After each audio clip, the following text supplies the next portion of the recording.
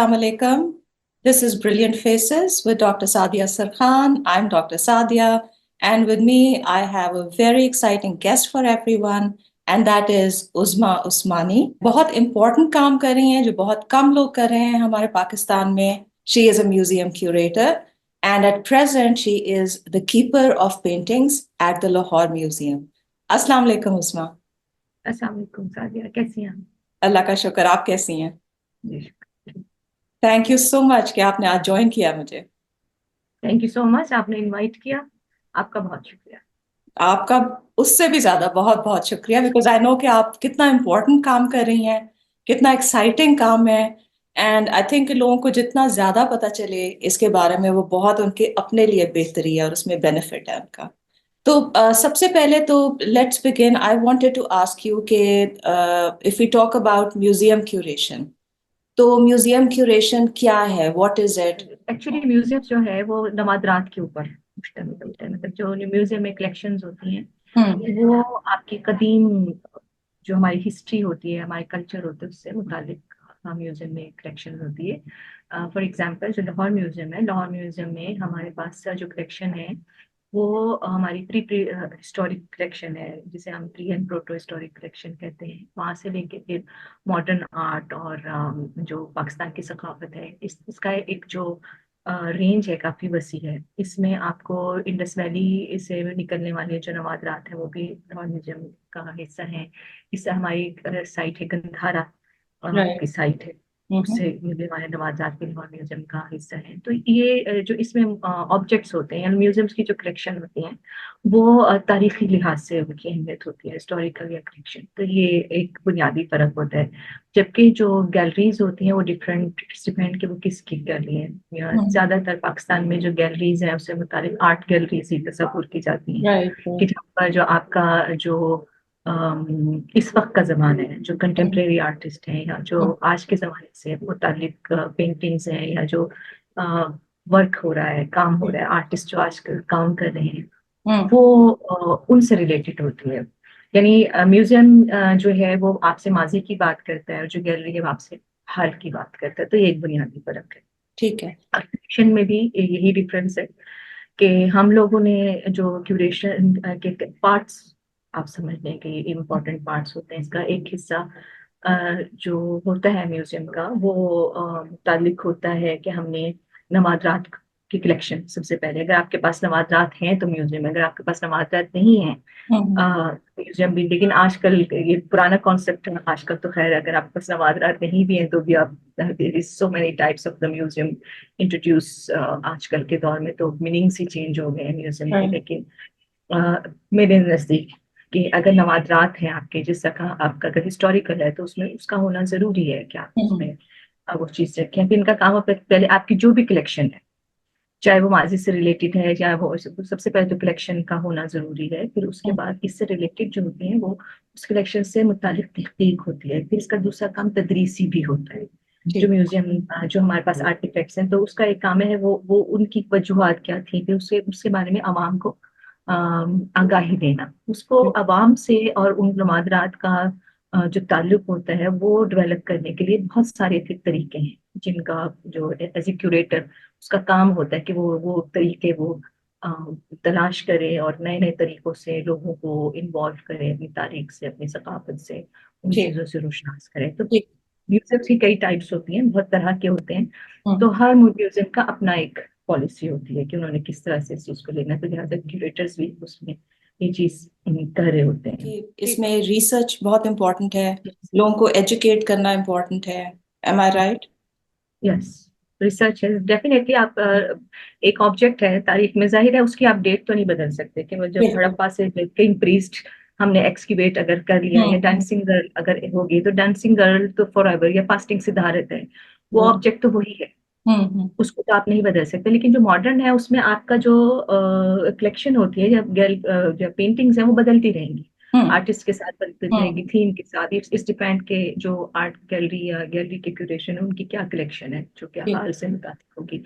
जो म्यूजियम होते हैं उसमें होता है कि हमारे ऑब्जेक्ट्स वही होते हैं, तो उनमें नवाजात में अगर इजाफा हो जाए तो फिर उसके हवाले से भी बात होती है। लेकिन आपके जैसे फास्टिंग सिद्धार्थ है, फास्टिंग सिद्धार्थ तो आपके पास एक ही है, बिल्कुल। और वो गुज़िश्ता कई सेंचुरीज से हमारे पास है, हम्म। सदियों से। और हम्म। सदियों पुरानी चीज को आपको बार बार नए तरीकों से लोगों से इंट्रोड्यूस करवाना, उनके मुख्तलिफ पहलू के सामने लाना, तो एक बहुत जैसे कहते हैं मुश्किल काम होता है, मतलब right. It's not an easy task कि हम्म। आपने उसी चीज को फिर उसके, और दूसरी बात है कि फिर दुनिया भर में लोग उस पर रिसर्च कर रहे थे, ऑब्जेक्ट एक ही होता है लेकिन उसके कई एस्पेक्ट्स होते हैं, उस पर हम्म। रिसर्च लोग रिसर्च कर रहे थे। तो म्यूजियम्स का एक दूसरा काम ये भी होता है तदरीसी के हवाले से, कि जो लोग तहकीक कर रहे होते हैं जी। उनको हम फैसिलिटेट करते हैं ठीक। कि उन्होंने अगर किसी ऑब्जेक्ट के ऊपर किसी भी पहलू से काम हम्म। करे। अब ये रिसर्चर पूरी दुनिया में रिसर्च हो रही है। अब हम्म। लाहौर म्यूजियम एक इंटरनेशनल म्यूजियम है, ना सिर्फ पाकिस्तानी रिसर्चर लाहौर म्यूजियम के ऑब्जेक्ट्स पे काम करते हैं, बल्कि बाहर से रहने वाले भी हैं, जिसमें गंधारा के भी हैं। जैसे मेरा पेंटिंग है, miniature painting is most right. Popular subject in the hmm. Research. इसमें लाहौर म्यूजियम की जो पहाड़ी पेंटिंग है, it's one of the best collection पहाड़ी पेंटिंग्स में। बाकी लाहौर म्यूजियम के पास बहुत खूबसूरत कलेक्शन है। हम्म।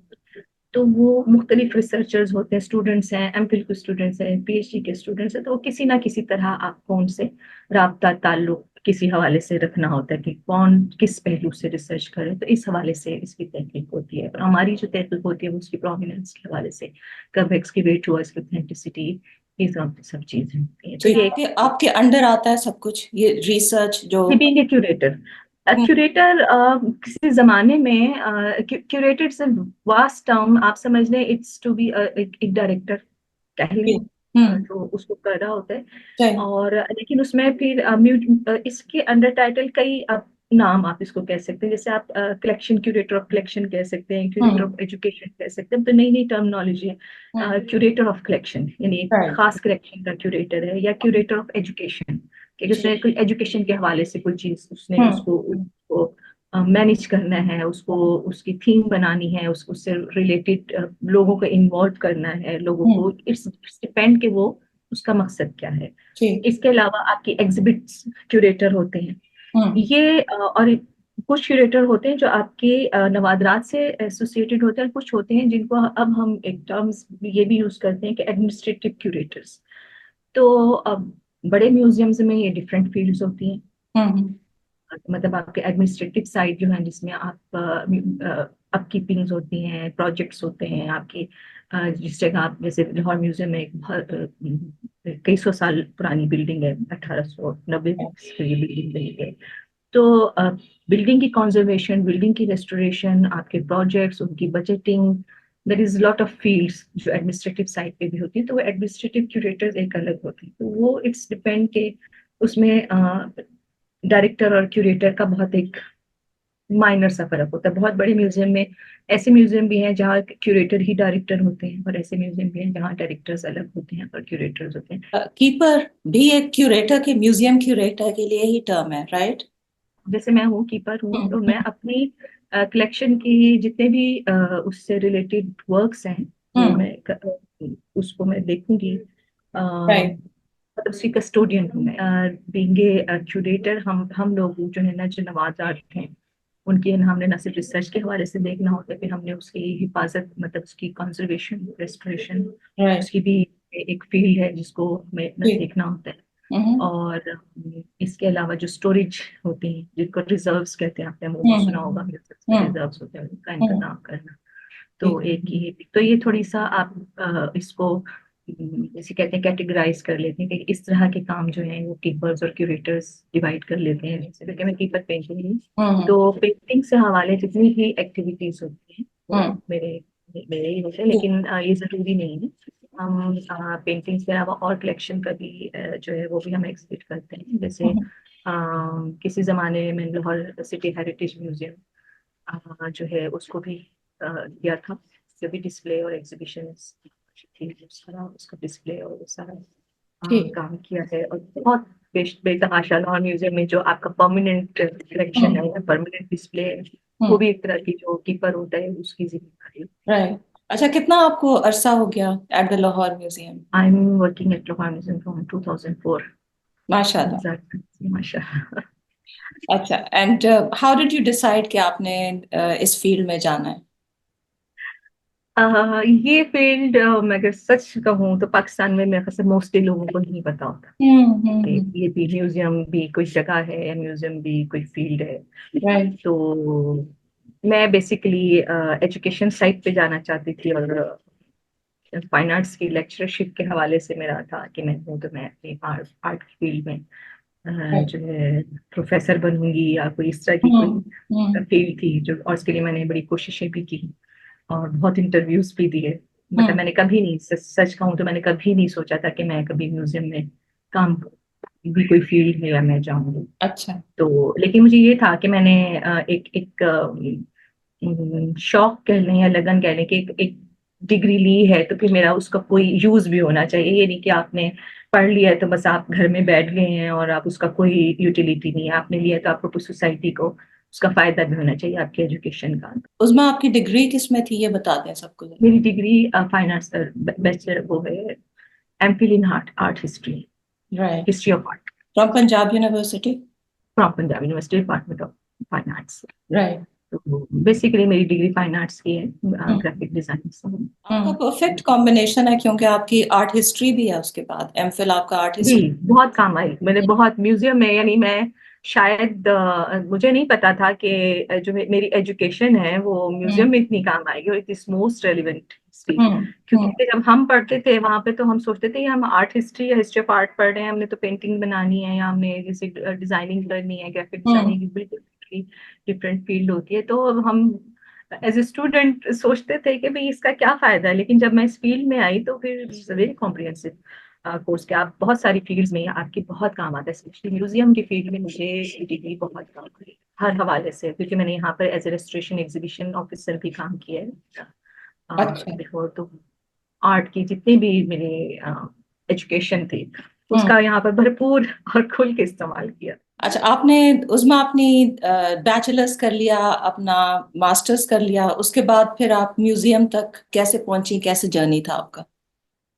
मैंने मास्टर्स, और मास्टर्स के बाद तो मेरी बहुत सारी ऐसी थी कि जो एज ए डिज़ाइनर मैंने मुख्तलिफ जो है इंस्टीट्यूट में काम किया एज ए ग्राफिक डिज़ाइनर। फिर मैंने जो फाउंडेशन कोर्स है पंजाब यूनिवर्सिटी में, वहाँ पर एज ए विजिटिंग फैकल्टी काम किया। जी। 1 साल तक वहाँ पढ़ाया डिपार्टमेंट ऑफ फाइन आर्ट्स में, अपने डिपार्टमेंट को सर्व किया एज ए विजिटिंग फैकल्टी, वहाँ पर रही। फिर मेरी सिलेक्शन हो गई as a lecturer fine arts एक कॉलेज में, यहाँ मकामी कॉलेज है एक, वहाँ पर मैंने फिर डिपार्टमेंट ऑफ फाइन आर्ट्स जो है वो इंट्रोड्यूस किया फॉर गर्ल्स।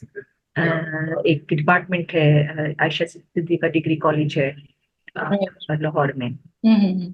तो वहाँ का डिपार्टमेंट ऑफ फाइन आर्ट्स जो है वो मैं स्टेब्लिश किया।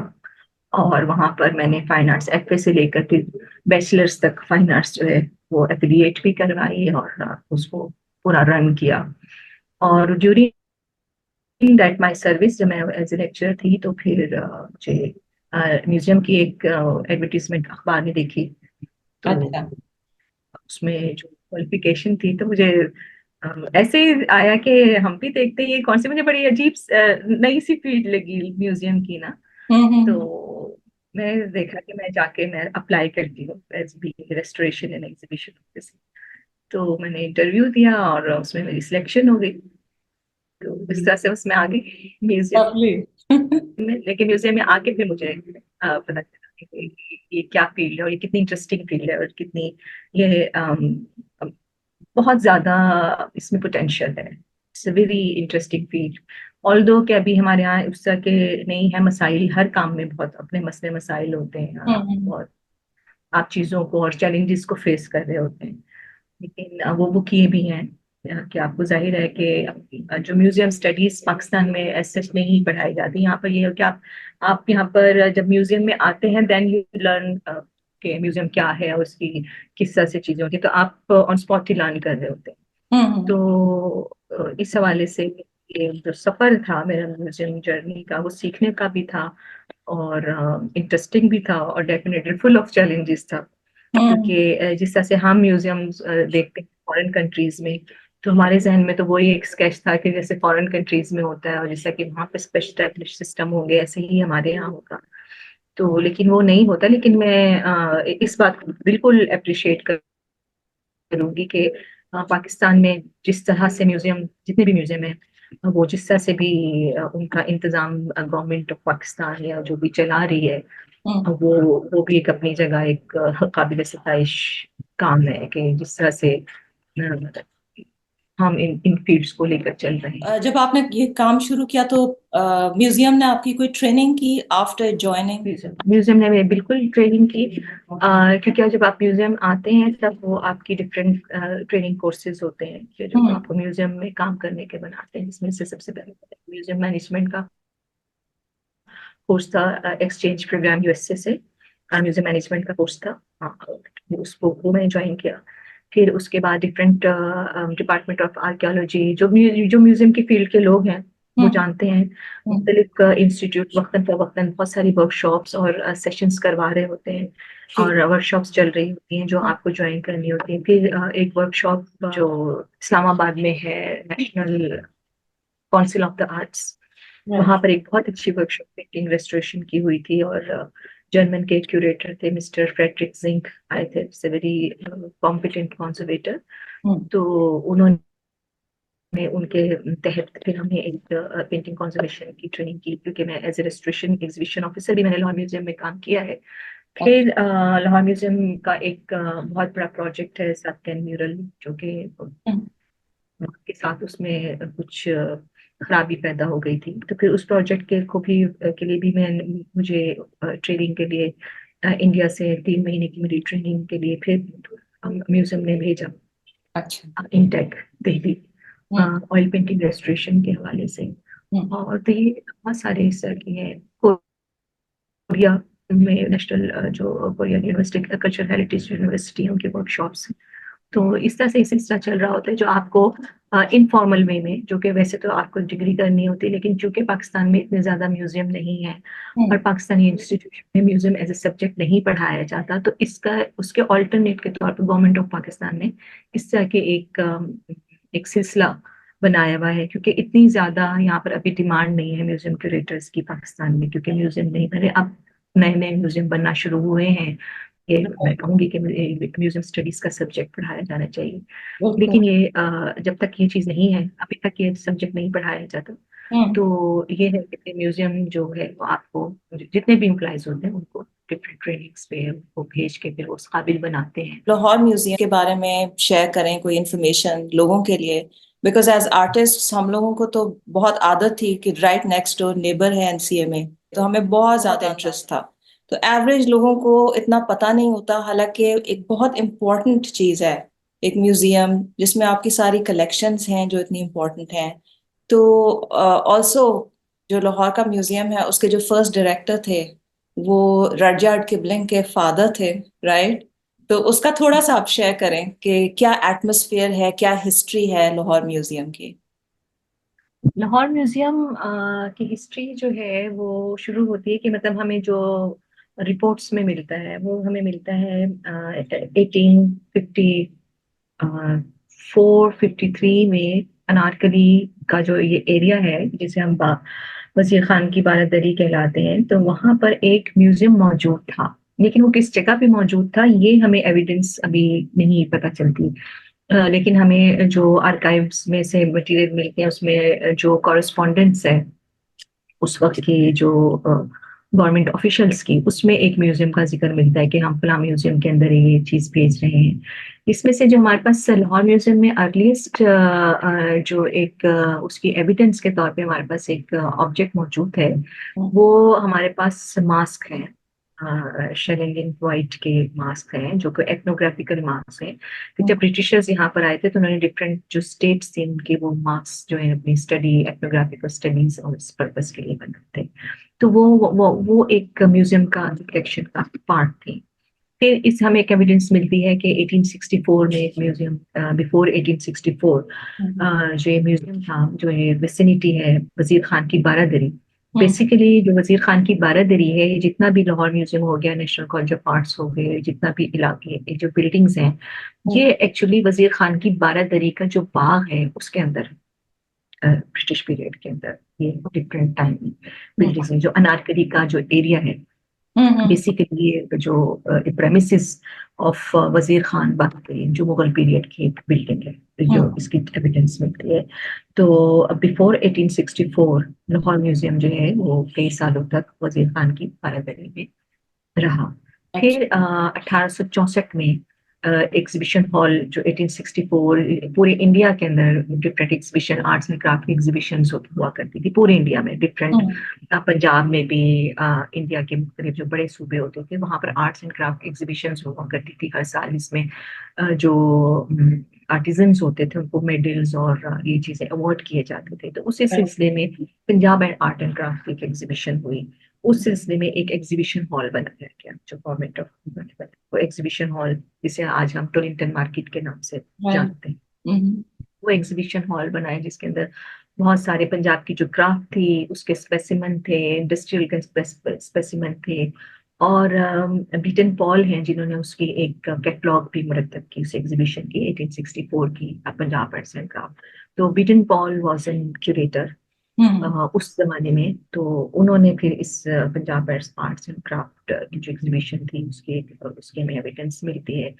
तो वो एग्जीबिशन इतनी पॉपुलर हुई कि फिर ख्याल हुआ कि इसको जो पुरानी जो म्यूजियम उसमें से कुछ पार्ट्स जो है ना उसको परमानेंट कलेक्शन का म्यूजियम की कलेक्शन का पार्ट बनाया गया।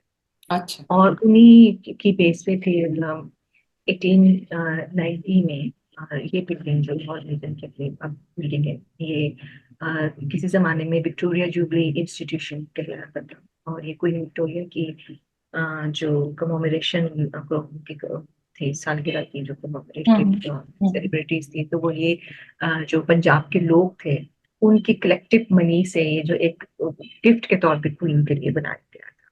इसके विक्टोरिया जुबली इंस्टीट्यूशन इसका नाम था। फिर बाद में इसका नाम सेंट्रल म्यूजियम हो गया। फिर उसके बाद में फिर इसका नाम लाहौर म्यूजियम हो गया। तो ये पहले अनारकली के किसी एरिया में मौजूद था। जी। फिर ये वजीर खान की बारादरी में आ गया। फिर वजीर खान की बारादरी से ये शिफ्ट हो गया टुलिंगटन मार्केट में जो एग्जीबिशन हॉल था। फिर उसको म्यूजियम बना दिया गया। फिर right, जब ये वाली बिल्डिंग बन गई एज ए म्यूजियम तो फिर वो तमाम कलेक्शन बशमूल जो उसके पहले आर्टिफैक्ट्स थे जो डिफरेंट क्यूरेटर्स ने जमा किए थे और जो पंजाब आर्ट्स एंड क्राफ्ट के जो स्पेसिमेन थे हम्म वो उस लाहौर म्यूजियम में शिफ्ट कर दिए गए। यहाँ पर फिर म्यूजियम ये बाकायदा वहाँ बन गया। उससे पहले ही जब ये म्यूजियम नहीं बना था उससे मेरे पास 1875 में नेशनल कॉलेज ऑफ आर्ट्स भी बना। उसका हम्म मकसद भी रिवायती जो एक मूवमेंट थी बिफोर जब अंग्रेज आए थे। तो क्योंकि एक मुसलमानों का एक मुगल जो हुकूमत थी उसका एक डिक्लाइनिंग पीरियड था और हम्म अंग्रेज आ चुके थे। तो एक बहुत बड़ा सकाफती शिफ्ट था। तो उसमें जो है वेस्टर्न इंडस्ट्रियलाइजेशन भी थी। वेस्टर्न आर्ट एंड क्राफ्ट भी इंट्रोड्यूस हो रहे थे। फिर जो बरतानिया की मार्केट थी वहां पर यहाँ से चीजों की भी सप्लाई थी। तो एक मूवमेंट भी चली थी जिसके तहत एक आपको पेंटिंग में भी वो एज ए बंगाल स्कूल की मूवमेंट के तौर पे नजर आती जिसमें रिवाइवल ऑफ आपकी जो ट्रेडिशनल आर्ट्स एंड क्राफ्ट का रिवाइवल हुआ था कि हम्म हम जो हमारे आर्ट्स हैं जो हमारे क्राफ्ट्स हैं जो हमारी स्किल्स हैं। क्योंकि यहाँ का जो लोकल पेंटिंग्स थी वो तो मिनिएचर पेंटिंग थी जो वाटर कलर हम्म पे छोटे साइज की बनाया करते थे। right, और उसका जो असूल है पेंटिंग का वो बिल्कुल टोटली डिफरेंट है यूरोपियन पेंटिंग से। तो true, यूरोपियन पेंटिंग्स तो वाया मतलब यूरोपियन लोगों ने ऑल्दो ये ब्रिटिश पीरियड में तो हाइप हो गई थी तो ये मतलब हमें एविडेंसेस तो मिलती हैं कि अकबर के ज़माने में भी जो फॉरेनर्स आ रहे थे चाहे वो पुर्तगाल से थे चाहे वो फ्रांस से थे चाहे वो बरतानिया से थे कहीं भी थे जो मिशन आ रहे थे उनके हवाले से हमें जो यूरोपियन आर्ट की एविडेंसेस तो मिलती हैं कि वो आते हम्म रहे हैं। और आपको लाहौर फोर्ट में भी बहुत से जैसे आपको जो है पेंटिंग्स मिलेंगी सेंट्स की बिल्कुल, जो कि क्रिश्चियन थीम के तहत बनी हुई है। हम्म तो लेकिन ये तमाम चीजें जो एज ए सब्जेक्ट पढ़ाई गई फिर जब ब्रिटिश पीरियड में आर्ट इंस्टीट्यूशंस खुले हम्म और जैसे नेशनल कॉलेज ऑफ आर्ट्स भी है लाहौर म्यूजियम है जैसे जे स्कूल ऑफ आर्ट है बॉम्बे। तो वहां पर फिर उस यूरोपियन जो एक एजुकेशन थी उसके साथ साथ फिर रिवायती जो आर्ट्स हैं क्राफ्ट्स हैं उनको सिखाने का भी उनको पढ़ाने का भी और एक इत्तेमाम किया गया। तो ये एक इसकी हिस्टोरिकल बैकग्राउंड है नेशनल कॉलेज ऑफ आर्ट्स। फिर उसके साथ म्यूजियम फिर यहाँ पर आ गया फिर right, उसमें हम्म एसोसिएशन हो गई और उस जमाने में जिस टाइम ये बना है, तो वो और Lockwood Kipling curator Lahore museum, जो ये बिल्डिंग है, यहाँ हम्म पर Lockwood Kipling was the first curator. और जो रुडयार्ड किपलिंग है, उसका बचपन इधर ही गुजरा है। वो किंग्सगन की कहानियां और वो नज़्में, हम्म। उसका चढ़ना किंग्सगन पे, और लाहौर माल की जो उसकी यादें हैं, तो वो इसी ही हवाले से है, उस जमाने राइट की। राइट। अच्छा, जब कोहिनूर हमें वापस मिल जाएगा पाकिस्तान को, तो वो भी म्यूजियम में रखा जाएगा? बिल्कुल रखा जाएगा इंशाल्लाह। मिल जाए सही। वो तो खैर एक जिसे कहते हैं नेशनल हेरिटेज है, चीजें जो हम्म नवादरात होते हैं, हम्म। या ये एक अच्छी चीज है कि म्यूजियम्स जो होते हैं वो एक बड़ी सेक्युलर प्लेसेस होती हैं। राइट। म्यूजियम इन तमाम चीजों से मुबर्रा होते हैं, चाहे यही नहीं कि पाकिस्तान के नहीं भी, दुनिया के कहीं भी कोई भी अच्छा, म्यूजियम होगा, चाहे बिल्कुल। वो पाकिस्तान में है, चाहे वो हिंदुस्तान में है, श्रीलंका में है, साउथ ईस्ट एशियन कंट्री में है, यूरोप में है, किसी भी hmm other part of the world है, तो म्यूजियम्स तो ऐसी जगह होते हैं। म्यूजियम मैं कहती हूँ कि वो वाहिद जगह है शायद दुनिया में हम्म जहां से आप पीस की बात कर सकते हैं, जहां आप ह्यूमन यूनिटी की बात सकते हैं, बिल्कुल। ह्यूमैनिटी की बात कर सकते हैं। ये हम्म। वो जगहें होती हैं जो हम्म। पाकिस्तान में भी है। अब राइट आप लाहौर म्यूजियम में आपको हर तरह का आपको मिलेगा, सकाफत है, जैसे इंडस सिविलाइजेशन है, उसमें हमारी हमारी तहजीब है। राइट। इंडस इंडस के हिंदुस्तान जो एक्चुअली नाम है, हम्म इंडस से ही है हम्म। हिंदुस्तान। वो तो फिर फोनेटिकली चेंज होके और हिंदुस्तान हो गया। और ये दो दो वैलियां थी, इधर इंडस की वैली थी, वहां पर गंगा वैली थी, तो हम्म ये पांच कंबाइंड हिंदुस्तान की वो थी। तो जो जो तारीख है, तारीख तो आपकी वही होगी। हम्म। बाकी जो जोग्राफिकल कंडीशंस हैं वो तो आज कुछ और हैं, 100 साल पहले कुछ और थी, 700 साल पहले और कुछ थी। और जब गंधारा सिविलाइजेशन थी उस वक्त जोग्राफिकल बाउंड्रीज कुछ और थी। नेक्स्ट 100 ईयर्स में या 200 ईयर्स में क्या होंगी, हु नोज, हम नहीं जानते। तो म्यूजियम्स इस हवाले से ये होते हैं कि ये एक सेक्युलर प्लेस होती है, और ये तमाम इंसानों के लिए होती है, और ये हम्म। तमाम इंसानों के लिए बराबर होती है। इसमें आपकी कोई डिस्क्रिमिनेशन नहीं आप कर सकते, इसमें कोई फर्क नहीं, ना कौमों का, ना मजहबों का, ना किसी चीज का। तो ये सबके लिए अब कोहिनूर बहुत अच्छी बात है। अब पूरे म्यूजियम्स में और पूरी दुनिया को ये शऊर आ गया है, और इस बात पे डिबेट भी हो रही है कि जो आर्टिफैक्ट जिस जगह का है राइट। उसको दिया जाए। तो ये तो बहुत जैसे कहते हैं काबिल सत्ताइश बात है। हम्म और इसको मैं बिल्कुल पूरी ह्यूमैनिटी को मैं इसको अप्रिशिएट करूंगी कि एक ऐसा स्टेप है जो वाकई ह्यूमन, जो इंसानियत की बेस पर है, बिल्कुल। इंसानी आपके हम्म हकूक हक उस पे बेस है ना। हम्म वरना तो कोहिनूर यहाँ से चला भी गया, ब्रिटिश म्यूजियम में रखा हुआ भी है, बेतहाशा ऐसे आर्टिफैक्ट्स हैं। जैसे अब खाली कोहिनूर नहीं है, आपके मिस्र की तहजीब के, रोम की तहजीब के, बिल्कुल। आपके ईरान की तहजीब जैसे हो गए, ये तमाम आर्टिफैक्ट डिफरेंट म्यूजियम में। तो बात यह है कि वो जो भी नवादरात हैं, ये हम्म एक हेरिटेज है जिसको अब मैं कहूंगी म्यूजियम में, जो ये वर्ल्ड हेरिटेज चीज है, वो दुनिया में कहीं भी महफूज है। आपको ये देखना होगा कि वो महफूज है, हम्म। उससे इंसानियत फायदा उठा रही है। ये बहुत अच्छी बात है कि हमारे पास आ जाए, और ये बहुत ही अच्छी बात है लाहौर म्यूजियम के पास आ जाए डेफिनेटली। कोहिनूर बहुत हमारे लिए पाकिस्तान के लिए प्राइड की बात होगी। लेकिन लाहौर म्यूजियम में अभी भी बहुत से ऐसे नवादे ऐसे हैं जो कि कोहिनूर से ज्यादा एक्सपेंस मतलब वैल्यूएबल है, जिसमें राइट। आपका पास सिद्धार्थ हम्म। एक है कि हीरा तो आपको कहीं भी किसी भी उसमें मिल जाएगा, लेकिन फास्टिंग सिद्धार्थ शायद आपको दुनिया में कहीं दोबारा ना मिले। आर्ट पीस एक जो पेंटिंग्स है ये, तो राइट। वो इस वैल्यू तो इसकी कोई भी हो सकती है। बिल्कुल सही, लेकिन कोहिनूर हमारा है। हम तो यही कहेंगे हमारा है। जो खवातीन हैं पाकिस्तान में, उनका जो रोल है इन म्यूजियम्स, इन म्यूजियम क्यूरेशन, उसके बारे में अगर आप कुछ बताइए। पूरे पाकिस्तान के हवाले से तो मैं इतना नहीं कह सकती, अपने लेकिन लाहौर हवाले से म्यूजियम के बताइए। हवाले से बड़े वसूख से कह सकती हूँ कि लाहौर म्यूजियम में खवातीन का बड़ा अहम रोल है। अच्छा। और आपको सुन के हैरत होगी कि किसी एक वक्त में लाहौर म्यूजियम में डायरेक्टर, डिप्टी डायरेक्टर, जितनी भी पोस्ट थी, वो तमाम जिम्मेदारियां जो थी क्यूरेटर्स तक। और हम्म। मैं उस जमाने में जूनियर थी और रेस्टोरेशन एग्जीबिशन ऑफिसर के तौर पे काम कर रही थी। अच्छा। तो बहुत सारा स्टाफ जो की पोस्ट पे था वो खातन में था।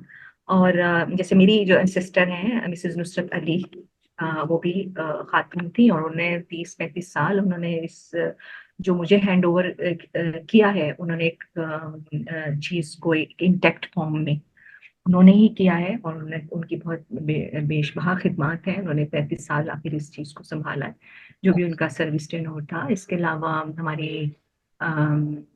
एथनोग्राफी में जो है जरीना खुर्शीद साहिबा थी, और कॉइन्स कीपर की हमारी नौशाबा अंजुम साहिबा थी, मैडम हुमैरा आलम थी जो कि गंधारा की कीपर रही हैं, और मिसिस निगत असमत आरा थी, जो मेरे से भी पहले जो मिसिस यानी मैं समझती I am the third generation. S N Gupta के बाद मेरे ख्याल से पेंटिंग में तो खवातीन ही रही हैं। एस एन गुप्ता मेरे ख्याल से 1922 में मेल क्यूरेटर थे, जी। और उसके बाद फिर मेरे ख्याल से फिर सर जफरुल्लाह साहब थे, उनके बाद 1942 ऑनवर्ड। तो ज्यादातर मेरे ख्याल से आफ्टर पाकिस्तान जब से बना है, तो 60s से लेके या मेरे ख्याल से अर्ली 50s तक में हम्म। म्यूजियम में खवातीन की पोस्ट पर रही हैं। तो वो ये एक अलग बात है कि खवातीन ज्यादा लाइमलाइट पे या सामने नहीं आती, लेकिन उनका हम्म। बड़ा कॉन्स्टेंट रोल है। और दूसरी बात मैं कहूंगी, जो म्यूजियम की जो कीपिंग है, वो जो खवातीन की नेचर है उससे बहुत मैच करती है। क्योंकि राइट। खातिन जो होती हैं, मैं समझती हूँ कि जो क्यूरेशन है, जो कलेक्शन मैनेजमेंट है, कलेक्शन से रिलेटेड जो चीज़ है, वो हम्म। खवातीन बेहतर अंदाज में करती हैं, क्योंकि खवातीन फितरती तौर पे बहुत केयरिंग होती हैं। डिटेल ओरिएंटेड भी ज्यादा लेकिन होती और है। गुजार सकती हम्म। जी। आपकी अगर अगर आपकी फैमिली से आपको सपोर्ट है, हम्म। आपकी फैमिली अगर आपके साथ वो सपोर्टिव है, तो वो बहुत अच्छा। जैसे मेरी फैमिली बहुत सपोर्टिव है मेरे काम के हवाले से, और सम टाइम हमें यहाँ पर बहुत एक्स्ट्रा वर्क करने पड़ते हैं। जैसे हम्म। सम टाइम जब आपकी एग्जीबिशंस होती हैं, लॉन्ग आवर्स आपको काम करना पड़ता है, आपको लेट आवर्स तक यहाँ पर काम करने होते हैं, क्योंकि डेफिनेटली डिफरेंट डिपार्टमेंट हैं, उसके कई टेक्निकल एस्पेक्ट्स होते हैं, कुछ चैलेंजेस होते हैं जो हमें फेस करने होते हैं। उसमें आपके बजट के भी होते हैं, आपके ह्यूमन रिसोर्सेज के भी होते हैं, हम्म। डिफरेंट चैलेंजेस होते हैं। लेकिन आप उसमें अपना काम तो नहीं रोकते ना, कि जी ह्यूमन रिसोर्स नहीं है तो हम नहीं कर सकते, या फलानी चीज नहीं है, या आपकी कोई और टेक्निकल सपोर्ट नहीं है। तो म्यूजियम क्योंकि एक पब्लिक प्लेस है, यहाँ पर हर वक्त लोगों ने आना होता है, तो हमें हर वक्त लोगों को किसी ना किसी लेवल पे, ऑल्दो इसमें बहुत गुंजाइश होती है दुनिया भर के, अगर आप दुनिया भर के म्यूजियम से आप लाहौर म्यूजियम का मुकाबला करेंगी या उसको देखेंगी, तो आपको बहुत से लूप होल्स नजर आएंगे। लेकिन जिन हालात में और जिन उसमें हम इसमें काम कर रहे हैं, अगर आप उनको देखेंगी, तो वो आप यकीनन आप उसको उसको सराहेंगी कि जिन कंडीशंस के अंदर, क्योंकि हमें बिल्कुल पब्लिक डीलिंग होती है। और जैसे मैंने आपको कहा कि बड़े म्यूजियम, बड़े सेटअप्स में तो डिफरेंट फील्ड्स होती हैं हम्म। स्पेशलाइज, लेकिन सेटअप आपका छोटा होता है तो एक ही शख्स की बहुत ज्यादा जिम्मेदारियां होती हैं। राइट। जैसे हम क्यूरेटर्स हैं, तो हम लोगों की बहुत ज्यादा जिम्मेदारियां, हमें कलेक्शन को मैनेज भी करना है, हमें रिसर्च को भी देखना है, हम्म। हमने जो कलेक्शन से रिलेटेड एग्जीबिशंस हैं उनको भी क्यूरेट करना है। और अगर हमने और जो चीज आपके डिफरेंट, आपको डे बाय डे कोई ना कोई एक्टिविटी लोगों के लिए क्रिएट करनी है, और वो आपको अपने विद इन द रिसोर्सेज ही करनी होती है। हम्म। तो वो फिर हमें बहुत सारी, समटाइम हमें बहुत ज्यादा क्रिटिसिज्म आता है कि जी आपने एक चीज कैसे रखी हुई है, आपकी लाइट्स प्रॉपर नहीं है, आपका ये चीज, वो हम मानते हैं। लेकिन किसी जगह मैं पब्लिक से भी कहूंगी, उन लोगों को भी, कि किसी जगह आप इस चीज को भी समझें कि वो डेलिबरेटली नहीं होता। ऐसा नहीं होता कि हम एक बहुत बेहतरीन सिस्टम को इंस्टॉल कर सकते हैं और हमने नहीं किया हो। हम्म।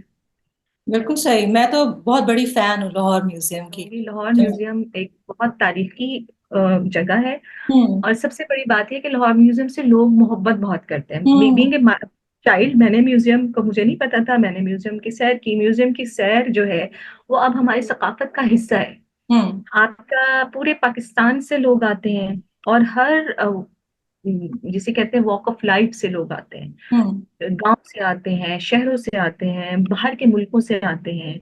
और जब आप कभी भी प्लान करेंगे लाहौर लाहौर का, लाहौर में आपने तो 3-4 जगह के उसमें लाहौर म्यूजियम डेफिनेटली होता है। बिल्कुल। समटाइम्स जब हम अपनी गैलरियों में जा रहे होते हैं, तो ऐसा होता है कि दादा या दादी आए होते हैं हम्म। अपने पोते पोतियों को लेके, और वो बता रहे होते हैं कि जब मैं अपने बचपन में आया था तो मैंने ये, और आपको ऐसी बहुत सारी इस कहानियां मिलेंगी कि आपको लोग मिलेंगे, तो वो बड़ी हमें खुशी होती है सुन के। हम्म। लोग जो हैं वो म्यूजियम के साथ एक उनका रिश्ता है। बिल्कुल।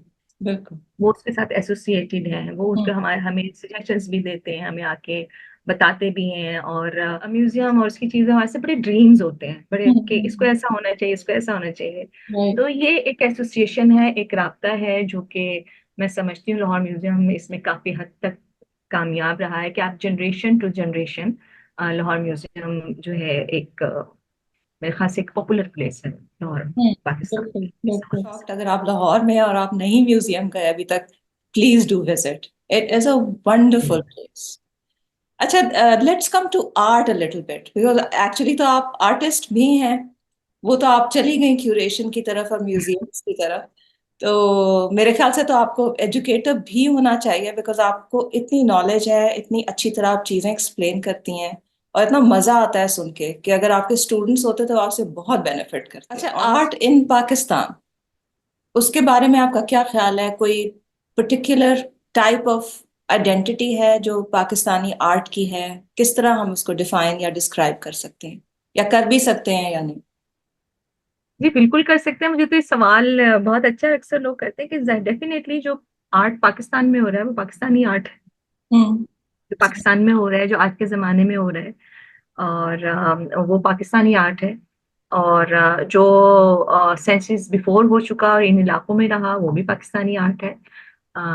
जो आपको जोब में बलूचिस्तान में केव पेंटिंग्स मिलती हैं, वो भी हिस्ट्री है पाकिस्तानी आर्ट की पेंटिंग्स की, वो भी हम्म। आपकी आइडेंटिटी है। We are very rich in our art identity के हवाले से आपके, जिसमें से हम अब्दुल रहमान चुगताई हैं, एज ए पाकिस्तानी आर्टिस्ट, उन्होंने बहुत बेहतरीन काम किया है और उस आर्ट के हवाले से किया है। कुछ काम यहाँ पर बीसी सान्याल साहब ने भी किया है, वो नेशनल कॉलेज ऑफ आर्ट से एसोसिएटेड रहे। पाकिस्तानी आर्ट, उसको आप क्या कहेंगे, उसको आइडेंटिटी मतलब आर्ट की मैं नहीं समझती। आर्ट जो होता है वो अपनी शनाख्त खुद होता है। हम्म। अगर आपको उसको किसी इलाके से, वो उसकी आइडेंटिटी एक हवाले से होती है। वो आप चाहे आर्टिस्ट के हवाले से उसको आइडेंटिफाई करें, या आप उस इलाके के हवाले से आइडेंटिफाई करें, ये तो फिर डिफरेंट एस्पेक्ट्स हैं। राइट। तो पाकिस्तानी आर्ट बिल्कुल बेहतरीन है। हमारे